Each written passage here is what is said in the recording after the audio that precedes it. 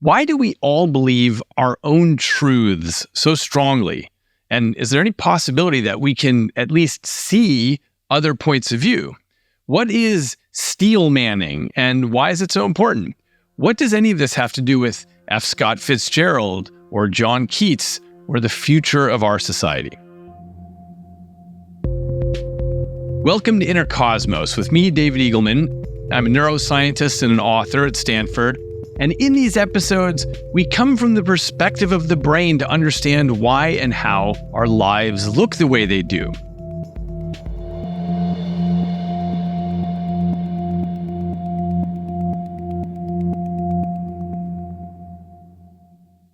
Today's episode is about something that I've talked about on here before, which is the extreme and seemingly growing polarization that characterizes much of our society at this moment. And I'm interested in it from the point of view of neuroscience. I'm not banging on about any particular political position here. What I'm interested in is how we come to form our truths and why we each believe in them so strongly. For all of us, with whatever political issue, our intuition usually is to say, well, I know that I'm correct about this. But the important part to point out is that, depending on the issue, roughly half of the society has a different point of view than you do. And on almost any hot-button political issue, you'll find that the people on the other side of the issue have exactly the same dedication and passion that you do. The same absolute belief that they are right and that you are misinformed. Generally, it's hard to see this with politics. And I don't want to ruffle any feathers here, but I just want to point out that it's often easier to see this with something like religion.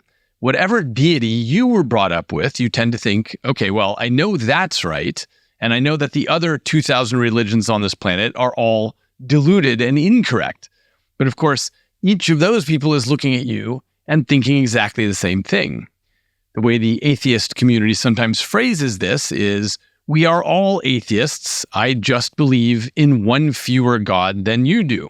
And it's always a worthwhile exercise to think about what your beliefs would be if you happened to be born into a different religion, let's say on a different spot on the globe, where everyone that you cared about, your mentors, your heroes, your relatives, all believed in that deity.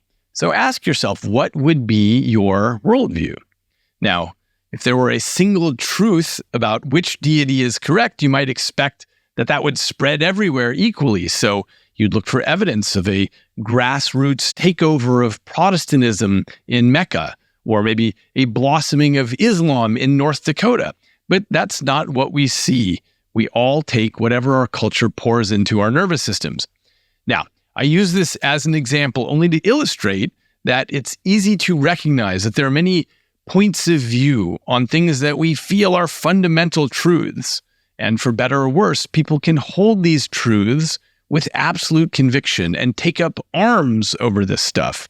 And we might be able to get ourselves to a point of realizing that if you were brought up in a different place, you might have a different point of view.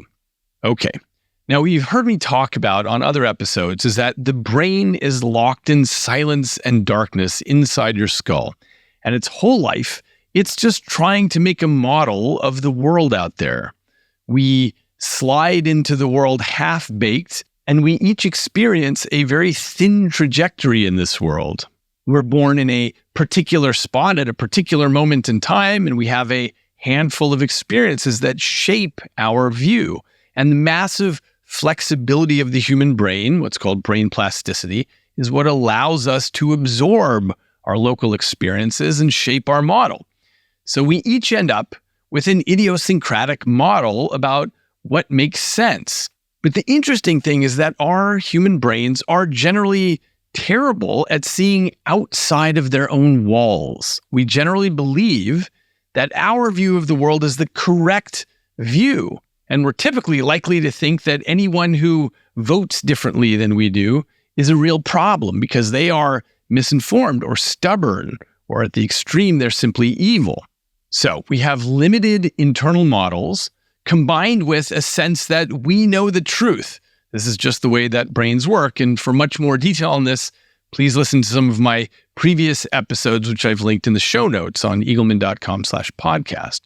Now, one of the things that's been hard to miss is watching millions of humans on both sides of society doubling down and saying that they need to protect our democracy, which is being threatened by the other side. And part of what makes me feel dismayed is that I have intelligent friends on both sides of the aisle, and many of the people that I know and love are truly unable to see the viewpoint of the other side. People on both sides claim to have logic on their side and morality and the statistics, and they feel certain that they're right and the other side is wrong. And for that matter, a lot of people feel certain that there even are clearly definable sides, even though so much of political life unearths complexities in which issues go with which. And again, what this comes down to is the limitations of the internal model. Without real effort, we have a difficult time putting ourselves in other people's shoes. And it would be one thing if only a few people had this other point of view, but in the case of current political upheaval, it's usually the case that about half of the humans that you spin with might be on the other side of some issue. So it's not just a few people with a wacky opinion. We're talking about millions of people who genuinely feel differently about some issue than you do. And the question is there a way for us to expand our internal models, to at least see their point of view, not even agree with it, just understand what their perspective is and why? Now, we're all familiar with the problem that's currently worsening our political discourse, which is we all tend to seek out the people who agree with us. And it's a self-reinforcing loop, such that we tend to believe that most or all sane and reasonable people agree with us. But the question for today is there any meaningful way that we could combat this tendency to retreat into our own echo chambers and at least hear what the other side of the political issue is saying and how they're feeling, and to appreciate the complexities and diversity of opinions on the other side?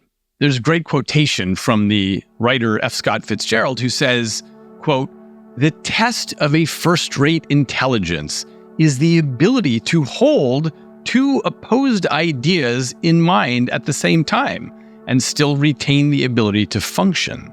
And the poet John Keats was a believer in this concept as well. He called this ability negative capability, which he just meant as a person being capable of being in uncertainties and mysteries and doubts. So there's some nodding to this in the intellectual community, but we're not seeing a great deal of this in the political media, this holding two opposed ideas in mind at the same time. Well, why not? I suspect there are at least two issues here. The first is that we all like to believe our own truths, and the second is that people often feel that they will seem smarter and get more followers if they take a hardline position and say, "I understand this with crystal clarity. I have no doubts." Now, this is true for politicians and also for media outlets, which are rewarded for speaking the language that their constituents want to hear. And of course, we see on all sides of the spectrum the media that say, look, we only care to tell the truth. Everyone else might be a liar or misdirected, but we're finally going to get this right.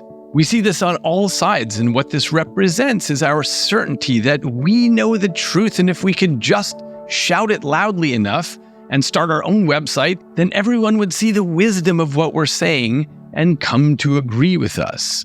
And you may know that I made a triptych of episodes on this issue of the meaning of truth and truth on the internet and truth in media. Those were episodes 40 to 42. And if you heard my argument there, you'll know that I think this notion of telling the truth in media is a lost cause, because with the exception of a very few factual issues, most of telling a political story is interpretation, which is to say, even putting aside the fog of war issues, the issue of perspective determines which facts make it into your story and which do not. So the question I want to ask today is this: is there a different approach to news telling? Is there a way to think about doing this totally differently? And I think one of the cleverest approaches, which is attempted every once in a while, is to build something that instead of trying to pick a side and fight and die for it, instead works to say, look, there are multiple points of view here. Let's genuinely dig into the complexity of the issues and try to see if we can build a more multidimensional understanding instead of the typical approach of saying, I have my team and the other team is simply misinformed or misanthropic. And one such attempt at making a site like this is from a journalist named Isaac Saul, who runs a newsletter called Tangle. The idea of Tangle is to present different sides of the same argument to understand something about the complexities therein. It's not about saying both sides are right and we're going to land in the middle. Instead, it's about saying, wherever you might land, can you do this with curiosity and intellectual humility and a meaningful level of self-education on the position rather than tribalism and assumption? So I'm a big fan of what sites like Tangle are working to do. So I called up Tangle's founder, Isaac Saul, to talk with him about this. Okay, Isaac, it's so great to have you here. You run a newsletter called Tangle, which I'm a giant fan of. And one of the things that has struck me as amazing is that you tell your readers if they disagree with you, not to throw vitriol your way or unsubscribe, but to tell you why they disagree and to make their argument to you. So tell us about that. Tell us about Tangle and how you came to run a newsletter like that. Yeah, for sure. So first of all, thanks for having me. I'm a fan of the show. Glad to be here. It's been fun listening to you guys the last few weeks. I have kind of two genesis stories. I'd say the first one is just that I grew up in a really politically divided place in Bucks County, Pennsylvania, Bellwether County, Bellwether State. Obviously, Pennsylvania kind of goes where the presidential election goes. So I just grew up around a lot of people who had very different political views than each other. And so I saw how those divides manifested and also how people kind of talked through those divides in real time, and have a lot of friends and family, people I love and care about who have different political views, which I think just makes me a little bit more open-minded to them. And then the second kind of genesis story was just being on the inside of media organizations and kind of seeing how the sausage was made. And it became very clear to me early on that a lot of media organizations are catering their content to their audience. We have a term for it now, audience capture, the idea that an audience likes something, they like a certain tone or a certain editorial slant. And so news organizations give them more and more of that because they recognize that's what the audience wants. And we've created a lot of echo chambers and bias and, confirming people's preconceived notions. And when I decided to go out and start my own media company, I was just looking at a blank page. And that was super exciting for me to think about, how could I tear this whole thing down and start from the beginning? And what are some of the ethos that I would want a news organization to have? And one of them is that I want us to be really open-minded and fair. Another is I want to make sure we're representing people from across the political spectrum and not just presenting people with arguments or views that they already believe. And a third is that I want my audience to be involved in the conversation and the production of the content and feel like their voice is heard and feel like they can actually interact and learn from the news and talk to me or our staff or have a space where they can kind of express themselves. I look at the comment section on Facebook or on an article, and a lot of people see, craziness and people spouting off and fighting. And it's always like, don't look at the comments section. And when I go and do that, I see something that I think is a gold mine for people who care about issues, people who want to express themselves, people who want to be involved in the conversation. And so I try and invite those people in a bit. And frankly, I learn a lot from my readers when they write in and tell me about why they view the world a certain way. It's almost always illuminating. Now, a lot of folks, especially in this moment in time, seem less interested in instigating dialogue than in terminating it. So why do you think that is? What's happening? And do you feel that this time is different than previous eras?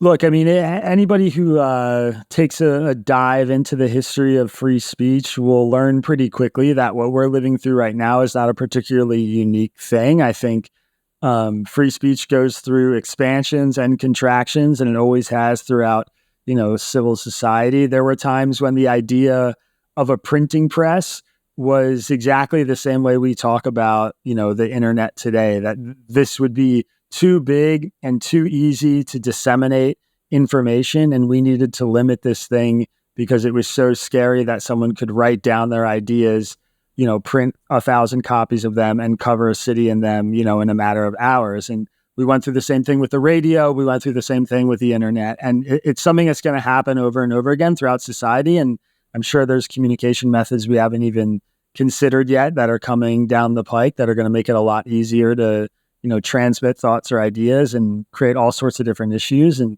I don't want to downplay the idea that, misinformation or bad information is a threat to democracy or a threat to an informed populace. It is. There are certain things about it that are really problematic. The internet has a lot of really dark corners, and it's really easy for people to sort of sit in their own echo chambers and be radicalized. I mean, there's a plethora of evidence for that.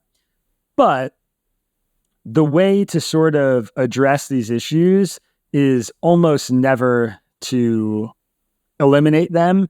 And oftentimes it's not even good to quarantine them, because what you basically do is you just put people off into their own silos. You put them into their own little corners of the internet where they're only interacting with the people who agree with them, and it just pushes them further into the fringe. And, there are a lot of examples of this. I think the number of people who have been quote unquote canceled or silenced, and the people who have done the cancellation or silencing have gotten what they want, is quite limited. I could think of maybe 2 or 3 people who I'm like, oh, I forgot that person existed because they got canceled or they got kicked off a platform or whatever. Most of the time what happens is like what happened to somebody like Alex Jones, where, he becomes a martyr by being silenced, and then he builds his audience in his own space where nothing he says or does gets challenged. And then, you look at something like January 6th, and who's there standing on the White House lawn on a table giving instructions on a megaphone? It's Alex Jones with a bunch of his supporters. And yeah, maybe we haven't seen him on Twitter for 5 years, but guess what? He's still building a massive audience, speaking to millions of people, and he's just doing it in a space where his perspectives are never getting challenged. So I think that's the kind of illustration of why silencing these, quote unquote dangerous people is a really dangerous thing to do, and why I prefer to have the engagement and have it out and let the audience sort of make up their minds. So I love your point of view and your approach to this. Why do you think it's so rare? As in, why are you one of the few people who's running a site like this? It's a question I ask myself a lot, because when I started, I recognized that there was a desire for this from people, but I also remember when I first launched Tangle that I was not confident that it was going to work. The idea that I was going to bring a bunch of people from across the political spectrum under one roof and convince them all to trust me and to trust my news and to trust us as a place to provide them balanced perspectives, it was really daunting. It seemed kind of unrealistic. And in a lot of ways, I thought this probably isn't going to work, but it's worth trying. And I think most people who are looking at the media as a business understand that the best way to make money and the best way to grow is to give people the red meat that they want. The vast majority of traffic and viewers on a station like Fox News or a website like the NewYorkTimes.com or whatever it is, they're political junkies. They are people who are going back to that every single day. They represent maybe 5 or 10% of the population. And if you can capture that group and keep them coming back day to day and keep giving them what they want, keep giving them ammunition for their arguments and their worldviews, that's a really good way to build a subscription, a subscriber base. It's a really good way to build an audience for primetime television. It's a really good way to build an advertising business that has consistent traffic and metrics. And so I think there's a lot of media stuff or a lot of business stuff happening in the media space that's sort of influencing these things. I had a vision for a subscriber-supported news outlet where people were coming to us because they trusted us, because they wanted to understand the news better, because they wanted to get out of their bubbles. And I thought we could sell it to them if the content, followed through on the promise.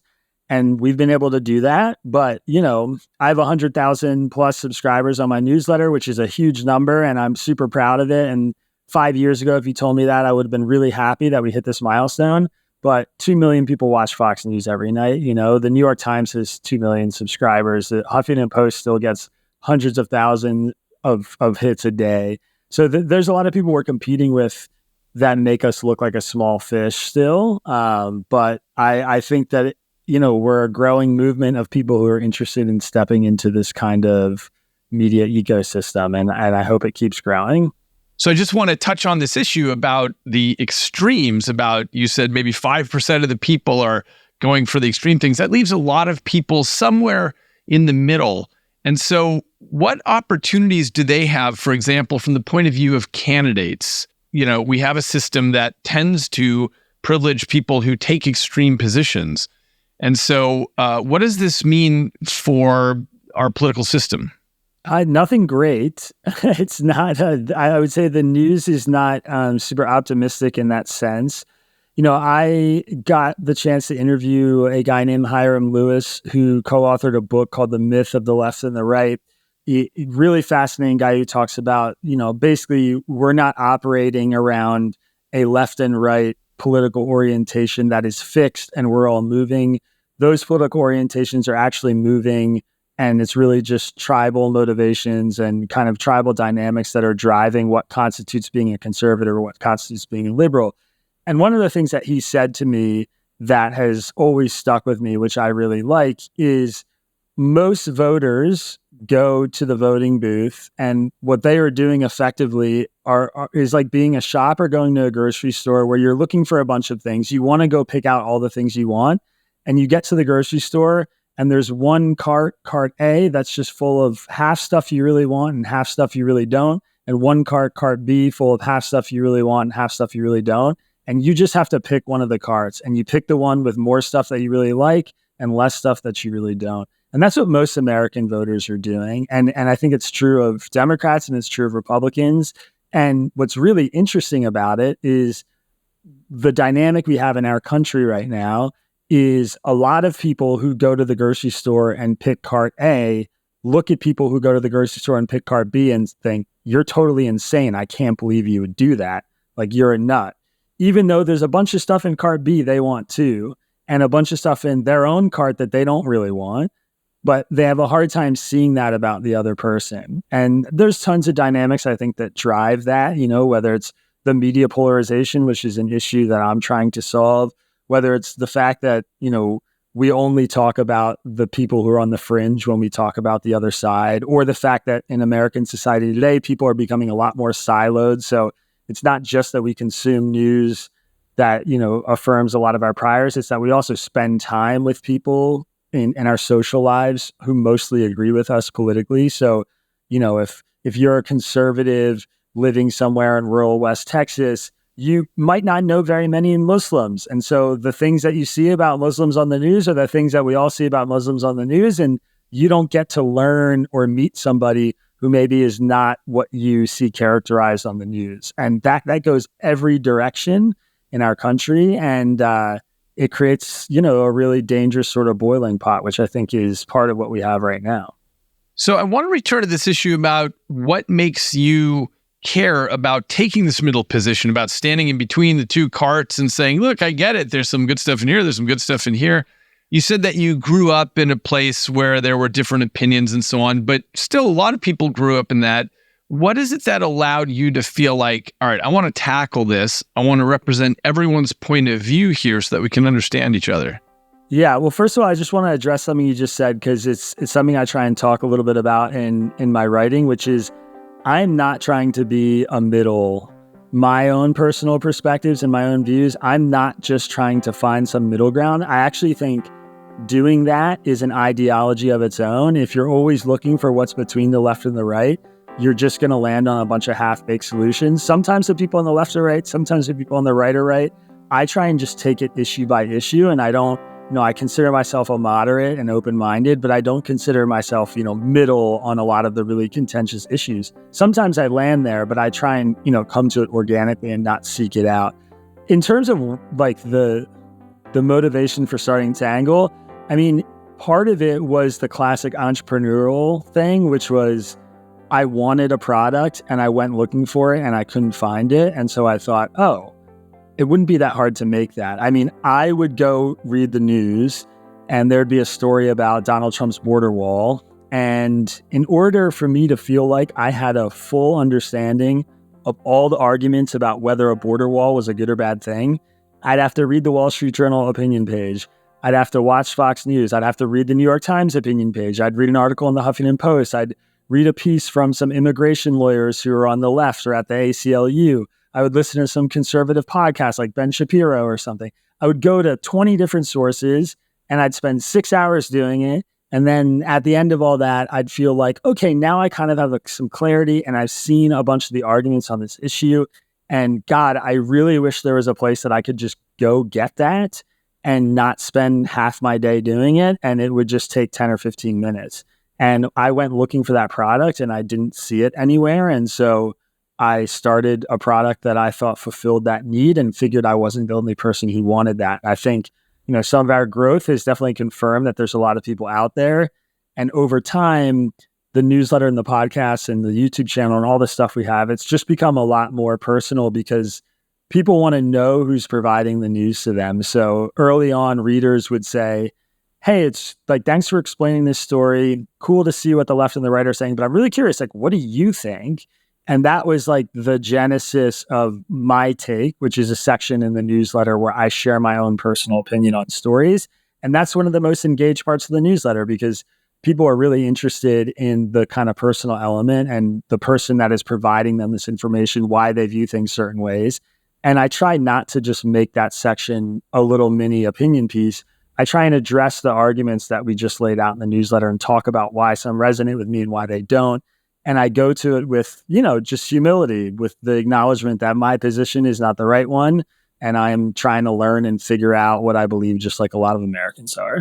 Yeah, I think that's the key is intellectual humility. One of the things that I find so remarkable about your newsletter is, first of all, you present what the left is saying, what the right is saying. Even within those, there are different voices representing different points of view. Then you tell your opinion. But the important part is then you say, look, I'm really aware. I'm trying to see my own blind spots. And so next week, I'm going to write from the opposite point of view. I'm going to steelman the other point of view and represent that and try to see my own blind spots. And that is so rare. And I'm just trying to figure out what makes you do that and why isn't everybody trying to do that? Yeah, it's a good question. I mean, first of all, from a personal perspective, I find that exercise exhilarating. I mean, I genuinely find it really interesting and fun, and it excites me to challenge myself that way, and it excites me to see people write in and make an argument I haven't thought of. I think I have a curious disposition, and I'm open-minded, and I'm speaking publicly about issues that I really care about, and so I want to get them right. So the idea that I can go back and read an article I wrote a few weeks ago and then write an entire opinion piece criticizing the thing I just wrote, that exercise for me is actually really fun and rewarding. But I'll say candidly that I wasn't always like that, and it wasn't always easy for me to do that. And one of the things that made it easy was the actual exercise of doing the newsletter every day. And that has created in me, like a muscle that I think I've trained the same way I train muscles going to the gym, where I have taught myself that it's okay. It's okay to just like step out of my own belief, step out of my own viewpoint and try and put myself in another person's perspective or put myself in another person's, ideological framework and explore that a bit and think along those lines and play with it. And going there, it's, I think a lot of people feel like they can't go do that because if they do, they'll never return to like their core self or their values. And it's not true. You can sit down at your computer and write a 500-word piece making an argument for a position you don't believe just to see what it feels like and what comes out of you and what positions come up and what ideas come up. And then you can delete it and never publish it or never do anything with it. Or you can show it to people and try and get feedback on it. And that exercise doesn't change who you are fundamentally. It just makes you a little more open-minded. And I think teaches you to empathize with people who maybe you disagree. And I was fortunate enough that I did that publicly through Tangle with a community of readers who were interested in that. And they gave me a lot of positive reinforcement for it. Like we published a piece today where I took the position that Israel should not not engage in a ceasefire in Gaza, which is not a position I believe. I've been writing a lot about how I want Israel to make a ceasefire deal. And I said, today I'm going to step out of that view and try and articulate the best arguments against my position. And, I've read 50 emails that have come in the last hour and a half since we published that piece. And 48 of them have been positive. There are people saying, thank you so much for doing this. I know you don't totally believe all these things, but it's so fascinating to watch you go through this process. And it's really helping me better understand the conflict. And getting that positive reinforcement makes me want to do it more. So I'm very lucky in that sense. I'm getting some of that feedback that it's clear people are interested in this kind of thing.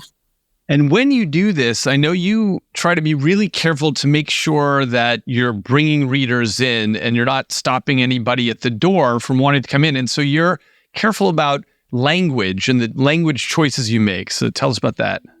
Yeah, sure. And this is something that I care a lot about because what I've learned over time from doing this is it's often not the content of the argument that sends people scurrying away from, your perspective or your writing. It's the language that you're using to sort of communicate it. And so one of the classic examples that I give that I think is really relevant in the media space is the ways in which we talk about illegal immigration in the United States. Anybody can go do this right now. If you go to foxnews.com and look up a story about, President Biden's border policies, you'll see Fox News referring to illegal aliens or illegal immigrants. And if you go to the New York Times and look up stories about Biden's border policies, you'll see them referring to undocumented immigrants.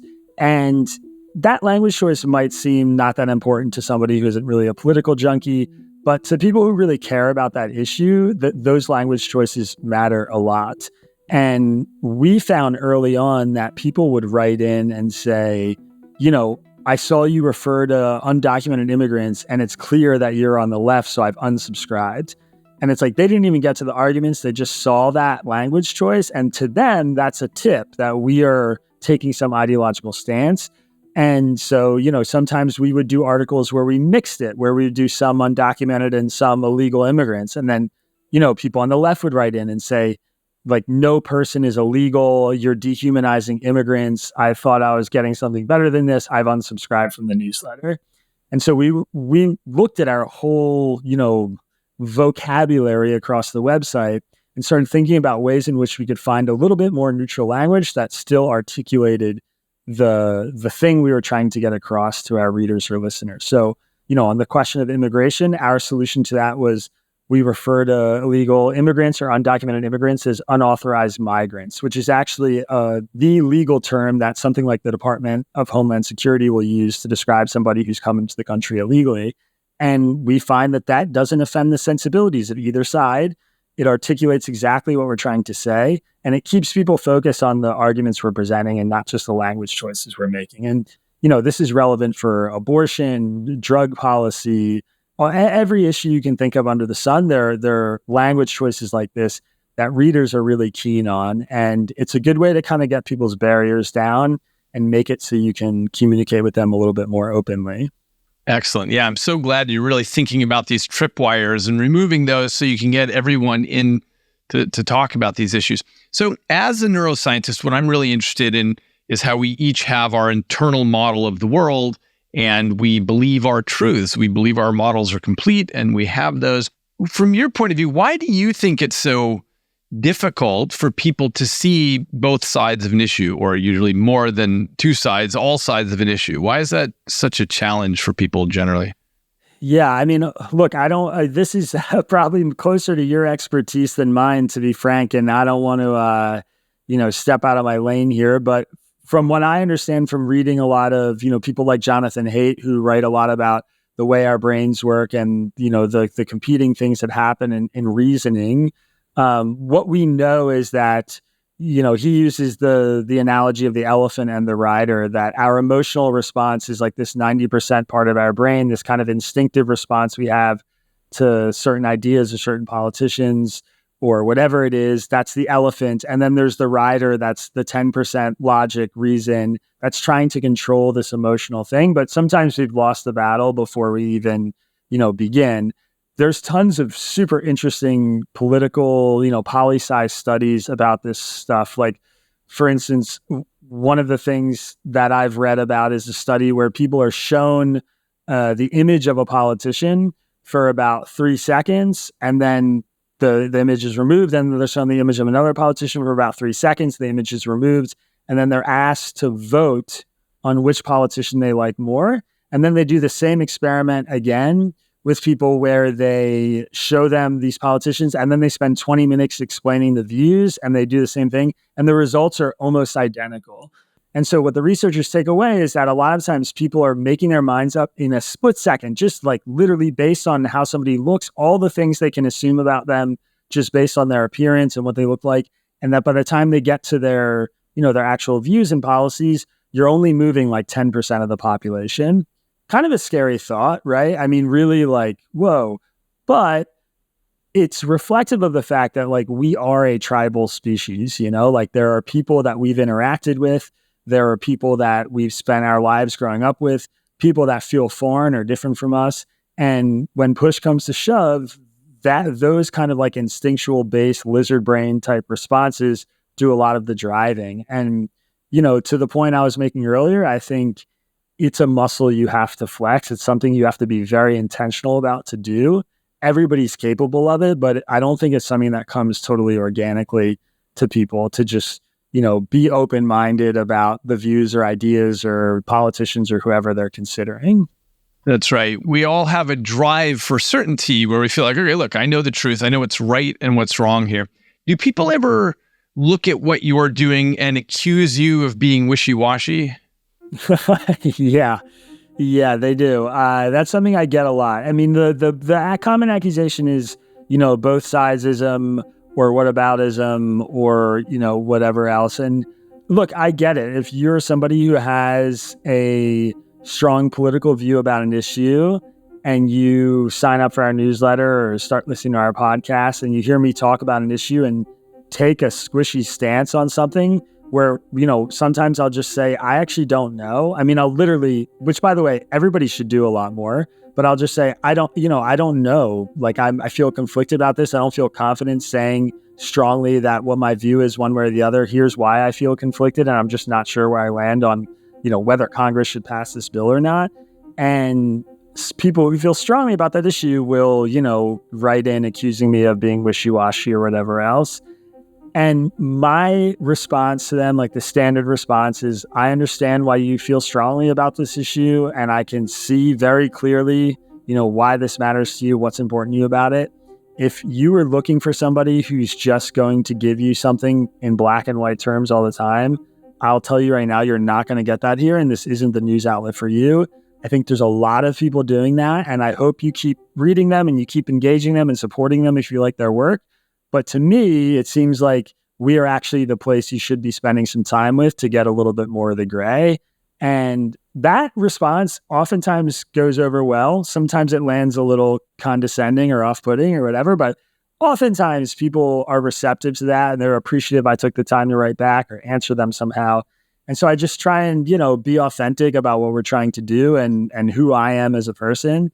And people typically, they reply positively when you just transparent and authentic and put a little effort in. Excellent. One of the things that I've been writing about and talking about in this podcast is the way that possibly the only way that I see of trying to bring sides a little bit closer together is the complexification of allegiances, by which I mean understanding, okay, well, look, I feel strongly about this issue and you feel the opposite about this, but, we actually have this in common and we both like to surf and we both like this kind of dog and we both have children at the same elementary school and we love the activities there and so on. When things get tangled like that, then people find it a little harder to completely dismiss the person and say, you're my enemy. So I'm just curious, your newsletter, I think, goes a long way to doing that. What would you see in terms of the ways that we can entangle the allegiances that people have in our society? Yeah, I mean, I get a lot of emails that I think ask a really similar question in a different way, which is, my niece is like a radical socialist and I don't know how to talk to her about politics, or my neighbor's a diehard Trump supporter and he flies the Trump flag and it freaks me out, but I want to learn more about him. And, do you have any advice about how to approach the conversation or whatever? And, depending on the context, I think one of my common go-to answers is just like, have you ever tried grabbing a 6-pack of beer and knocking on their door and asking if they want to spend a little time together? I mean, genuinely, like, people are social creatures. We're typically curious, we're typically peaceful if people approach them in a peaceful manner. And I don't think it's particularly dangerous to just try and go open a conversation with somebody who you recognize might feel really differently about your worldview. One rule that I have, like a rule of engagement I have about doing that, is just try your best to ask 2 or 3 questions before you make any statements. And so, like, when I'm speaking to somebody who's somebody new, and what will happen to me because of my work, and, someone might know me, or a friend tells them that I write this politics podcast, they'll come over and just like start drilling me with political stuff immediately, like spraying me with their opinions, whatever it is, or peppering me with questions. And my rule is just like, don't like get on your stool and start pontificating out of the gate. Do your best to ask like 2 or 3 questions, earnest questions, like real genuine questions, and hear the person, listen to them, pay attention to what they're saying, and just try to understand them a little bit better before you start trying to explain anything to them or, convince them that your position's right. And that exercise to me has always, entangled me in some sort of societal fabric way where they'll say something or I'll hear something that they offer that makes me think of a friend or a relative, or, I recognize a little bit of who this person is or where they're from, and I can connect them to some other part of my life. And that makes me a little bit more empathetic to whatever else is coming out of their mouth, or maybe some positions they have that I find abhorrent or whatever it is. And so, I think earnestly asking questions, genuinely, spending time with somebody, trying to talk to them is a good strategy. And I know it sounds so cheesy and corny and people can pretend it's not true, but it is really genuinely true that the vast majority of people, not just in the United States, but all across the world, they care about their family, they care about safety and security and eating and having food on their table and taking care of their kids and, growing up in an environment that's kind of safe and blowing off some steam and having some fun. And, everybody smiles and everybody laughs. Everybody can do that. Everybody has that capacity. And you can reach people who feel unreachable if you're, asking the right questions or coming into it, I think, with a truly open-minded posture. So that's kind of what I preach, and I think it's effective in my personal life. Have you thought about how to get this into the education system with high schoolers and college students, plus what you mentioned before about the value of steel manning the other side's argument? If we could work this into our educational system, and even this, the simple thing of, okay, ask 2 or 3 questions before you say your thing. How would you think about getting that in there?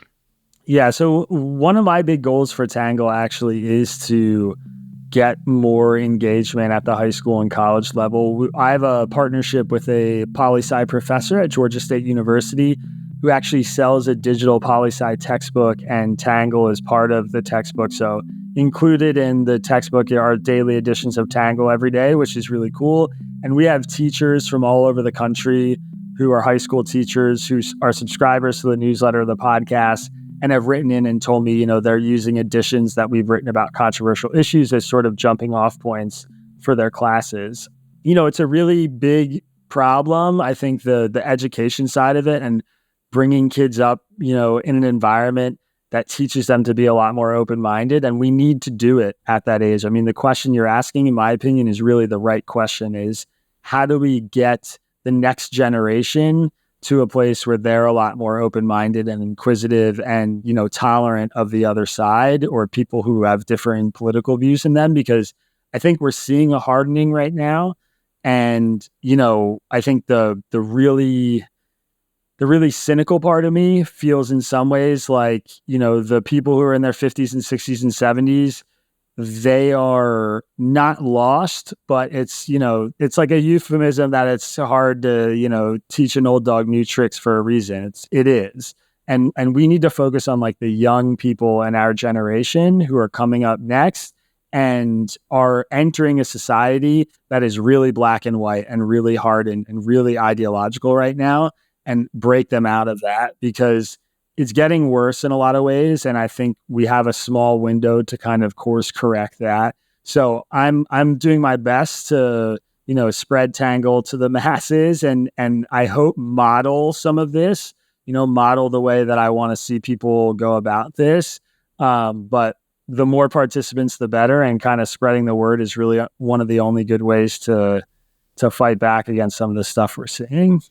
Let me drill into that for 1 second, because I know that some people are of the opinion that the young people are the ones that it's hard to teach new tricks to, and that as people mature and they gray, they think, well, maybe this, maybe that. I've seen more things now. I've known people with different opinions. I'm just curious that you mentioned 50, 60, 70-year-olds are the ones that are less plastic in their views, and the young people are more plastic. Yeah, that's an interesting point. I mean, I guess I've heard that framing too, and haven't thought super deeply about the kind of counter to that. I would say my perspective is folks who are older and have been around longer, I think, have a better understanding of the complexity and the gray that exists between the black and white, but they're less willing to move out of whatever their positions are.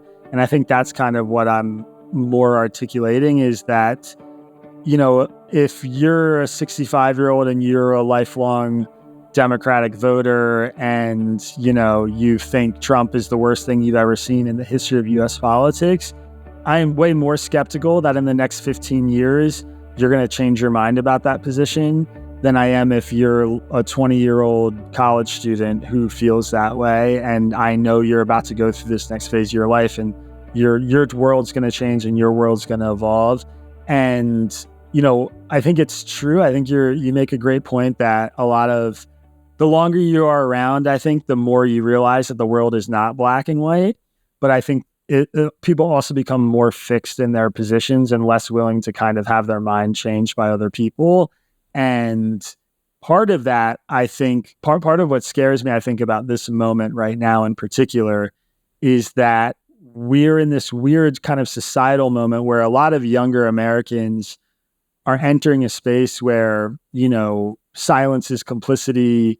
There's a perception that if you are not tapped into or have a strong opinion about certain issues that our country is facing, that you are somehow part of the problem rather than somebody who's just ripe to become educated or learn more about an issue or whatever else it is.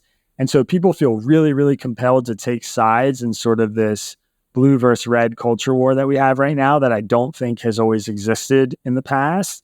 And so a lot of young people that I know and I'm seeing, on college campuses across the country are jumping into issues head first in a way that I'm like, yes, you should care about this. You should be thinking about this. Like, I love seeing this civic participation and whatever else it is, but they're doing it because it's almost like a social phenomenon. It's a community thing. It's not necessarily like an educational thing that pushed them there, or an interest in, going really deep on this topic and learning about all the complexities. It's like, oh, all my friends are doing this thing, or all my friends have picked this side and I feel like I need to go pick this side. And there's a really, really strong, social pressure, I think in part because of social media and just also how divided the rest of the country is.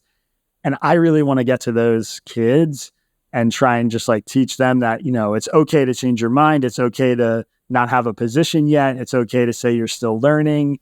And it's okay to feel really radically passionate about a certain issue if you spent the requisite time to learn about it. And that's kind of like what I'm hoping to get out there a little bit. And I think sort of the distinction I see between the older and younger generations. One more question. So you and I both think a lot about how to maintain curiosity and hopefully humility about our political opinions, but it's tough, right? And you recently posted on X that things seem so fraught right now that sometimes you feel tempted just to run back to your side, to people who agree with you, and just quit talking about it and quit being out there in public advocating for curiosity and humility. So how do you stay strong on that? How do you stay somebody who says, you know what, I'm going to keep trying to understand the different sides of this? Yeah, I mean, first of all, I pace myself. I think one thing that's really important for someone who's in my line of work is that, you can't spend 10 hours with your head down just reading the news and watching, videos of what's happening in war zones across the world, or, congressional hearings or whatever else it is. You actually have to separate yourself from that and go live your day-to-day life and experience the world as it is right in front of you to stay really grounded and to understand that, not everything is what's happening on the kind of political fringes, and whether it's in Congress or in war zones or whatever else it is. So I try really hard to just like get some space from that and take breaks and live and experience, the things that I'm talking about myself. And I also just think we are sort of programmed in a way to remember and focus on and emphasize the negative feedback we get and not necessarily the positive feedback we get. And I know in my work, when somebody writes in really critically or says something that's really sharp or biting about something I've said or my writing, that's the thing that I spend all day thinking about. It's not the email from somebody telling me your news source is like the best thing that's ever happened to me. I'm so glad to be a subscriber.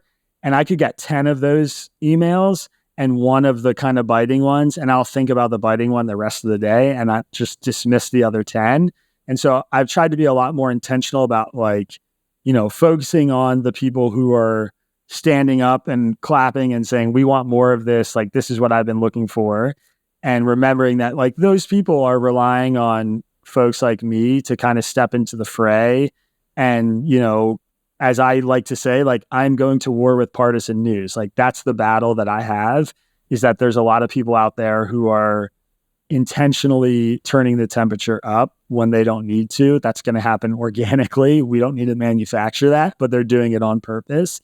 And I'm trying to fight against those people. That's sort of my quote unquote enemy, is the people who are trying to turn the temperature up. And I just want people to be more informed and have a more holistic view of things. And when I feel that exhaustion, I just step away, give myself a little bit of a break, and then try and focus on and remember the people who I know are rooting for us and rooting for me and rooting for my company and want what we're doing to kind of prevail, and hope that they just stick around and keep supporting us. Well, keep up the strong work, Isaac. There are many of us who are rooting for you, and we thank you a lot. Thank you. I appreciate that, man. That was my interview with Isaac Saul from Tangle. I highly recommend his newsletter, which is one of the few outlets, along with some others that I list in my show notes, that operates at a different level of curious intelligence. It doesn't simply plug into our limbic systems to get us angry and verify that we're right and those others are wrong, but instead this pushes us into the prefrontal cortex, forcing us to think about multiple points of view. One does not have to agree with the other points of view, and one may still feel dismissive towards them, but at least one sees that reasonable people can hold different points of view, can wrestle internally with deeply uncomfortable issues, can even feel lost and confused about issues, rather than pretending that everything is black and white. This sort of approach values a wide embrace of society rather than dismissing half the population. If we have any hopes of retrieving a more communicative and less polarized world, it's only going to be by having a willingness to expand our viewpoint just a little bit, to not assume that everything is our way or the highway, and to force ourselves at all moments to see and celebrate our common humanity.